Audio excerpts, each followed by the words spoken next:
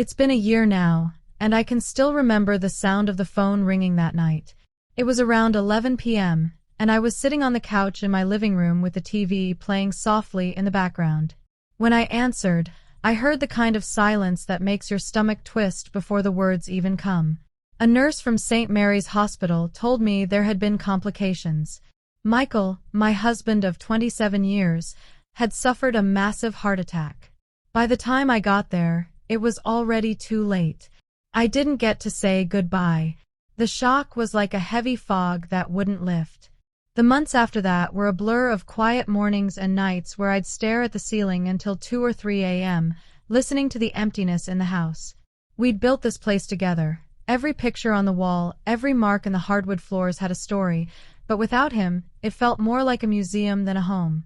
My son, Nathan, was 24 at the time.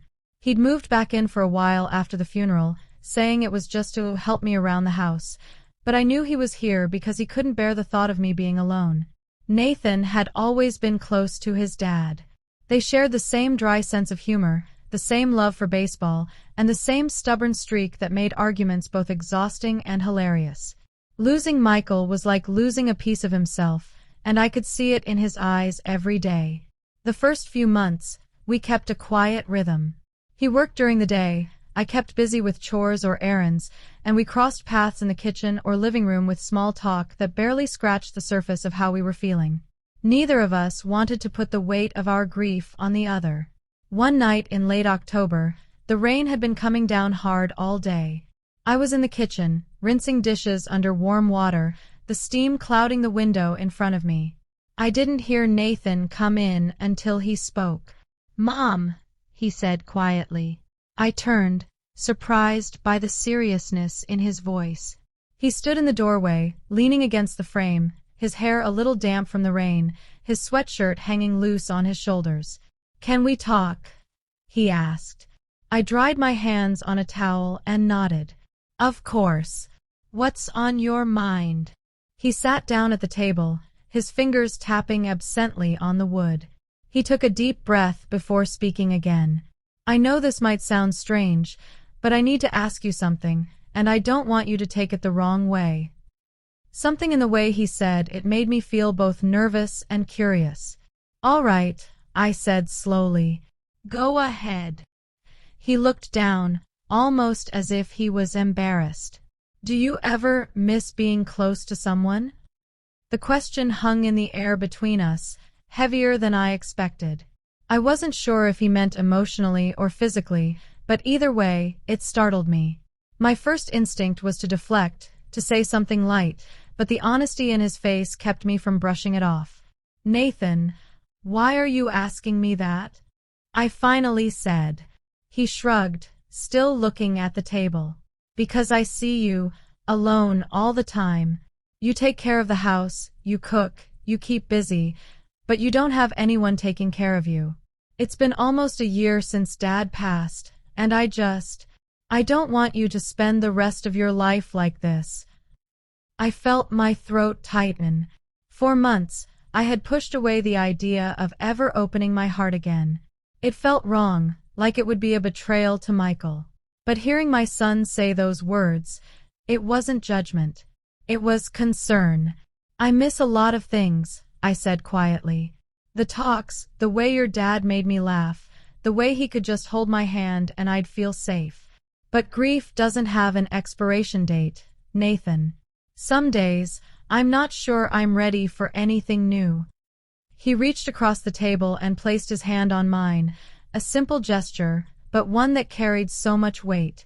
"You don't have to be ready for everything all at once. I want to know you're not shutting yourself away from the world." That conversation stayed with me long after we both went to bed that night. I lay awake, staring at the ceiling, thinking about how life had shifted since Michael's passing. I'd gone from being part of a pair to walking through the world alone. And somewhere along the way, I'd stopped imagining what my life could be. I was just existing. In the days that followed, Nathan started making small efforts to bring me out of my routine. He'd ask me to join him for walks after dinner. He'd suggest watching a movie together instead of me reading alone in the living room. Sometimes we'd end up reminiscing about Michael, the camping trips we used to take, the terrible pancake breakfasts he insisted on cooking every Saturday. We'd laugh, and sometimes we'd cry, but it was different than before. It felt like we were moving through the grief together instead of apart. One Sunday afternoon, we drove to the park where Michael had taught Nathan how to ride his bike. The leaves had turned shades of gold and red, and the air was crisp. We walked along the path, passing families, couples, and kids playing in the grass.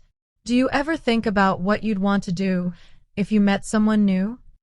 Nathan asked suddenly. I gave a small laugh. That's a hypothetical I haven't exactly planned for. I'm just saying, he continued, Dad wouldn't want you to be lonely forever. He'd want you to be happy. I thought about that for a moment. Michael had been the kind of man who wanted the people he loved to live fully. Even in our toughest times, he had a way of reminding me to look for joy. And maybe Nathan was right. As the weeks passed, I found myself smiling more. Not because the pain was gone, it wasn't, but because I was allowing myself to feel other things too. I started accepting invitations from friends again. I went to a community art class. I even bought a new dress, something I hadn't done since before Michael got sick. Then came December, and with it, the first Christmas without him. I wasn't sure I could handle decorating the house, but Nathan insisted we do it together. We unpacked the boxes of ornaments, each one holding a memory. When we got to the star for the top of the tree, I hesitated. For as long as I could remember, Michael had been the one to place it. You should do it this year, Nathan said softly, handing it to me. My hands trembled a little as I reached up and set it in place. When I stepped back, I realized something. For the first time in a year, I felt a flicker of light inside me. Nathan noticed. See? You still have that light, Mom. Dad would be so proud. I smiled, tears stinging my eyes. He was right. That light had been buried under the weight of loss, but it was still there. And maybe, just maybe, it was time to let it shine again. Nathan's question that rainy October night had felt shocking at first. But in the end, it was the beginning of something I didn't even realize I needed. It was a reminder that love doesn't vanish when someone is gone. It changes, it adapts, and sometimes it's passed down. From a husband to a son, from a father's lessons to the way his child cares for his mother. Even now, when I think about that moment in the kitchen, I understand why he asked it. He wasn't just my son. He was my lifeline back to the world. And I'll always be grateful that he cared enough to ask.